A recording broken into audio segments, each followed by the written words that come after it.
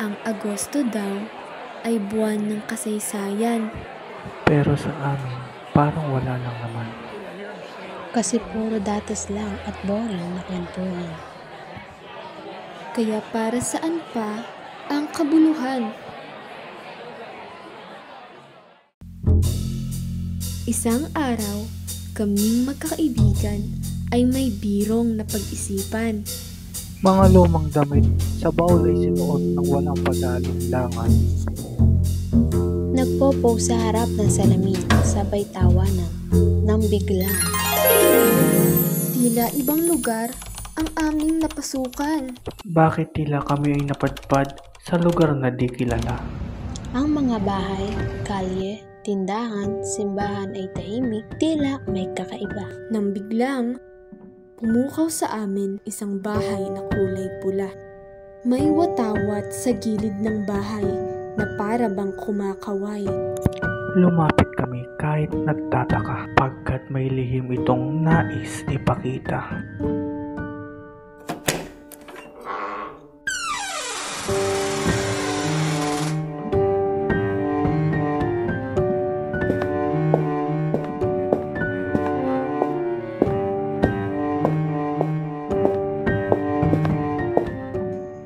Ang unang silid ay sumagisag sa Rebolusyong Batanggenyo.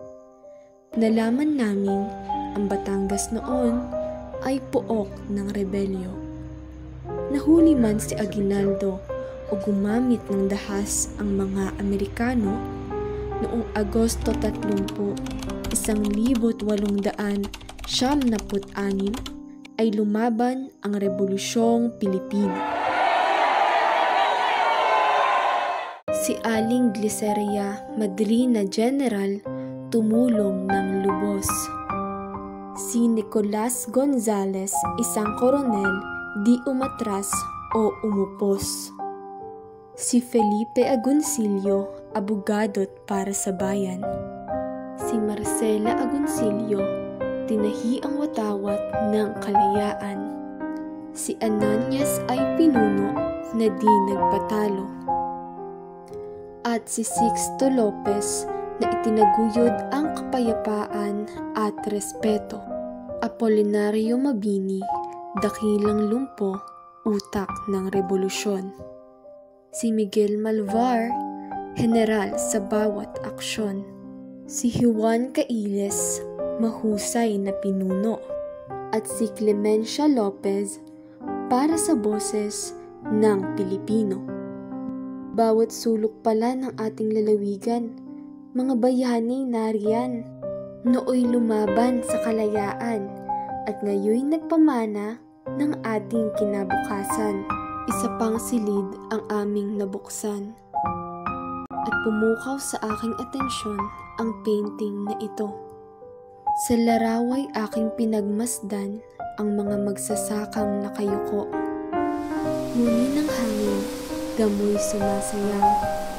Sa bawat butil ng pawis, pag-asa'y umiilaw.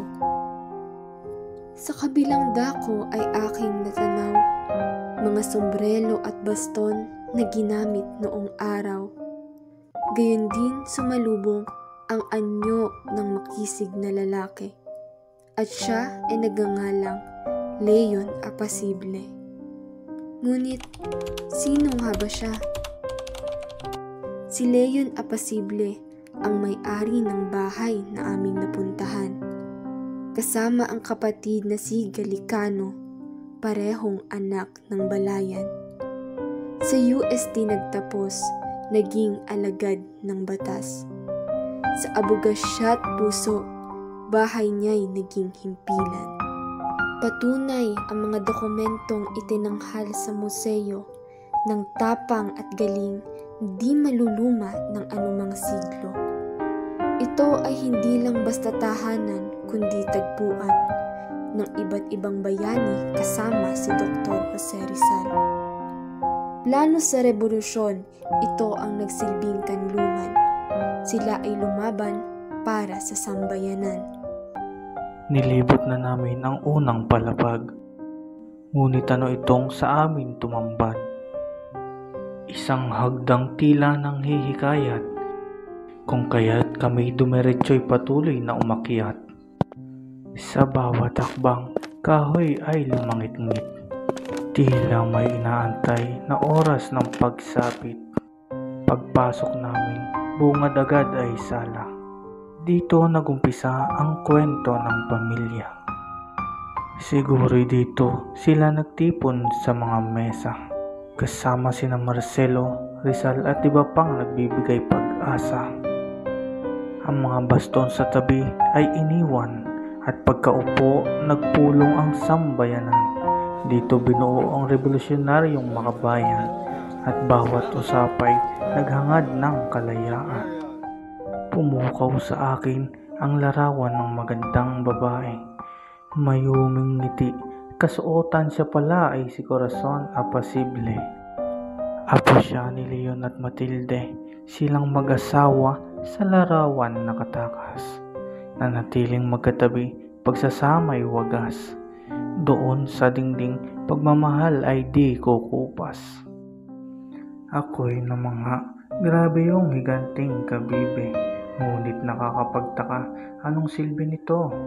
Yung pala ay para sa kambal na gamit sa pagligo. Ang sayang pagmasdan, aliw ay totoo.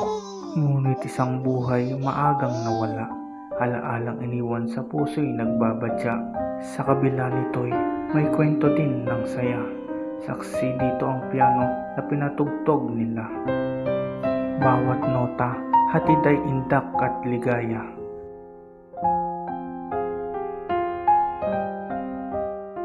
Mayroon pang sungka para maglaro ng sama-sama. Sa aparador naka-display, antik na porselana. May mangkok na puti, disenyo'y napakaganda. Antik na kagamitan, disenyong marangya. Kumikinang ang ganda, kahit panahoy iba na. Bawat ukit at forma, may kwentong dala. Kayamanang iniwan, okay ganda pala. Sa susunod na silid, nakatayo ang estatwa na tila pamilyar sa amin. Si Rizal na bayani, huwag sanang limutin. Katabi nito ang marikit na si Maria Clara, simbolo ng dangal at mabuting asal. Sa bawat heranasyon ng Apacible, lakas ay namamayani, kababaihan din sa pamilya, tapang ay namamalagi.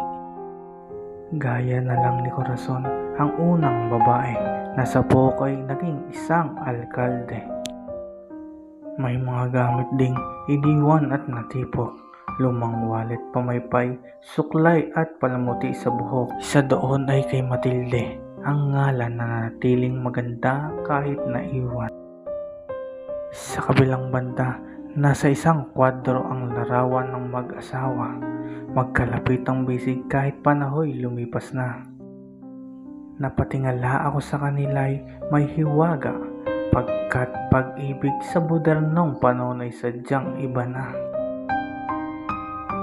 Sa bawat gamit, estatwa at letrato, kasaysayan ng bansa ay damang-dama rito. Kwento ng kabayanihan, kasaysayan at pagmamahal, dito sa museo lahat ay itinanghal. Pagkatapos nooy, napatingin kami sa kabilang bahagi ng bahay na marikit. May kwartong pambabae, maganda at tahimik. Ang kwartong ito, tila pang Maria Clara.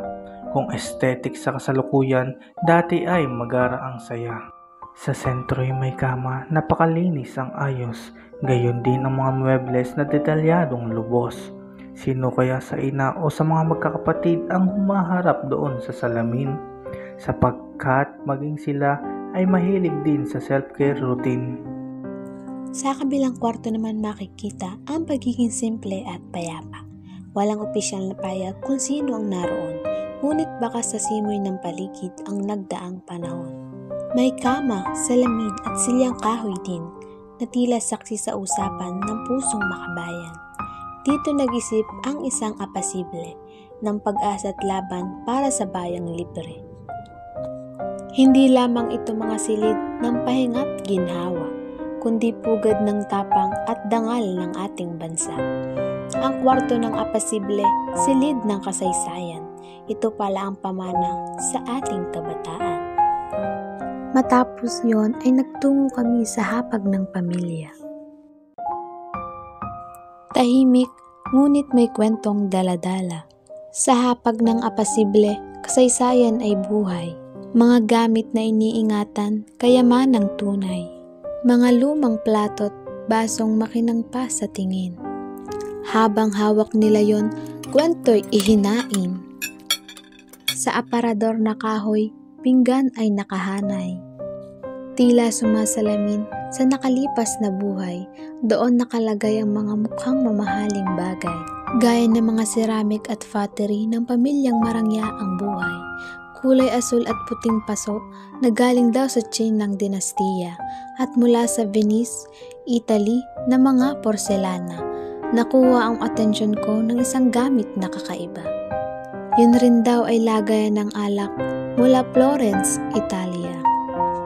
Sa aming imahinasyon, sila ay nagsalo-salo ng masaya't may gana. Pagkakaisa ng pamilya para na rin nadama. Naroon din ng ibang kagamitan na ang puti pinong-pino. May upuan pa ng batang apasible pagkakain.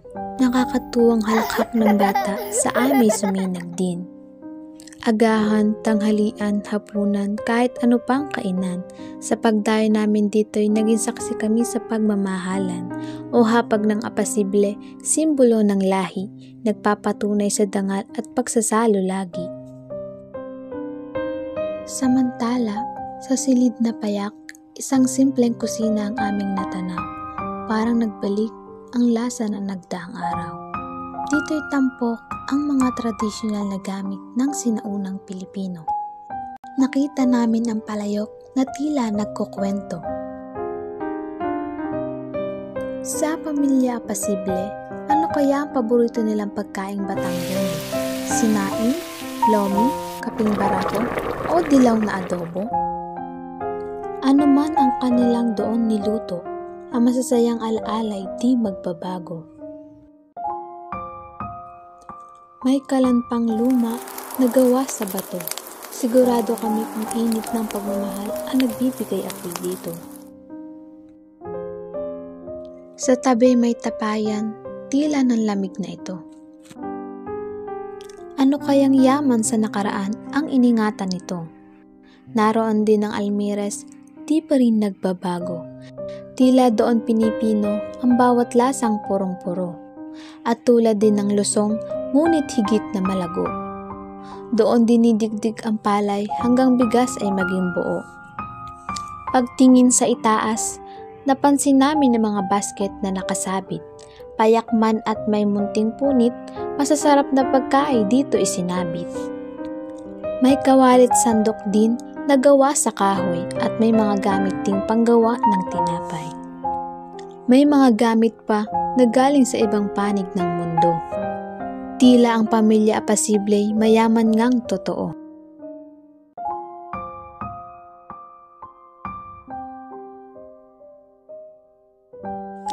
Kaya't tara na, minabuti naming magpatuloy na sa iba.